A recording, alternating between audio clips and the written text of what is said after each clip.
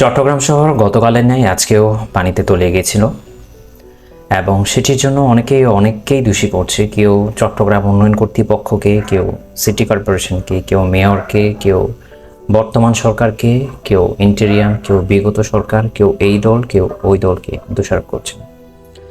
আমি কোনো দল বা কোনো রাজনৈতিক সংগঠন বা কোনো ব্যক্তিকে দোষারোপ করতে চাই না। আবার অনেকেই যারা মানুষ, আমরা যারা আছি, আমরা সচেতনভাবে আমরা ময়লাগুলো ঠিকভাবে ফেলছি না সেটির লজিকও দেখাচ্ছেন এবং মানুষেরও সমালোচনা করছেন। আমি আজকে সেই বিষয় নিয়ে কথা বলবো না, আসলে কার কারণে কিভাবে এটি হয়েছে সেই দিকটা আলোচনা করছি না।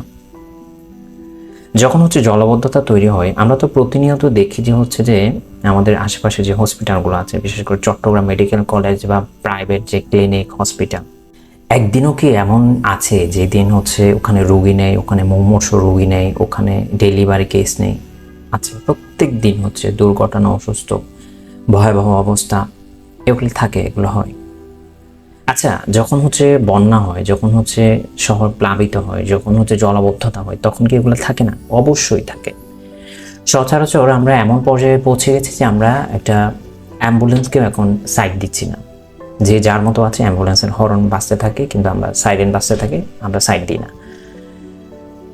যখন জলবদ্ধতা হয়, যখন যে পানিতে তলিয়ে যায় শহর, তখন তো বিষয়টা আরো বেশি ব্যাপক ভয়াবহ হয়। তখন তো কেউ কাউকে সাইড দেয় না বা দেওয়ার সুযোগও নেই। তখন ওই অ্যাম্বুলেন্সে যে রোগীটা আছে আর আত্মীয় স্বজনের মধ্যে কি চলে, তাদের অনুভূতি আমরা কি চিন্তা করেছি?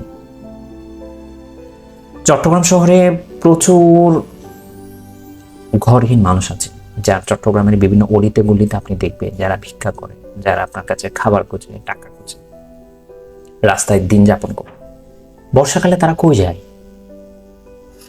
তাদের বাসস্থান কি হয়? তারা কিভাবে দিন যাপন করে?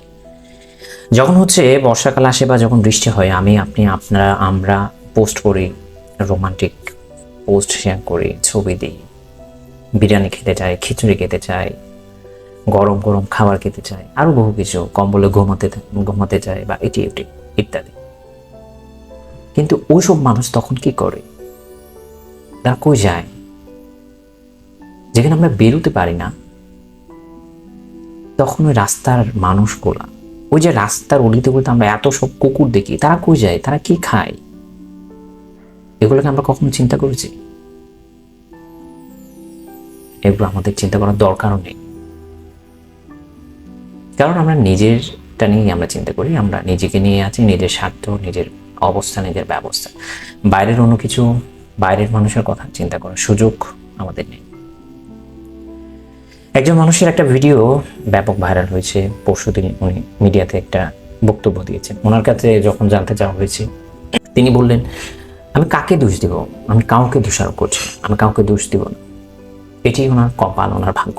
উনি এদেশে জন্মেছেন, পাপ করেছে।